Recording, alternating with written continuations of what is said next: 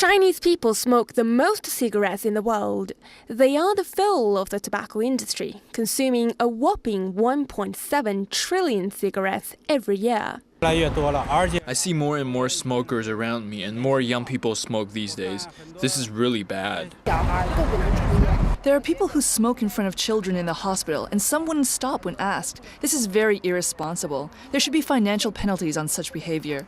Albeit slowly, the Chinese government has beefed up its anti-smoking measures in recent years. Starting this year, the Central Party School and the State Council have both issued directives on tobacco, banning cigarette purchases with public funds and urging officials to quit smoking. The country is also drafting a national smoke-free law. Sanction coming from the top is very crucial. However, as to how effective this practice really is, depends on how this sanction has been strongly enforced.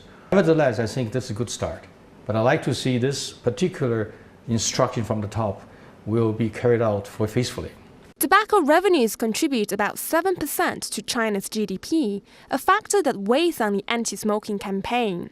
However, activists believe the economic benefits tobacco brings cannot offset its consequences. 1.4 million people died every year prematurely because of smoking-related diseases.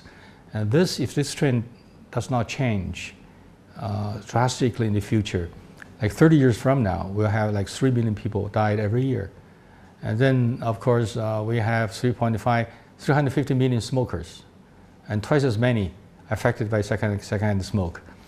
So I'm glad to see that things have slowly coming to the point of people concerned about the consequences. But again, as I mentioned earlier, it's a very difficult task to accomplish because people's habits do not change overnight. As the largest producer and consumer of tobacco, China faces a number of barriers from the economic to structural in tobacco control. It is certainly a challenging battle, but one that must be carried on as tens of millions of lives can be saved by a less smoky environment. Ai Yang, CCTV, Beijing.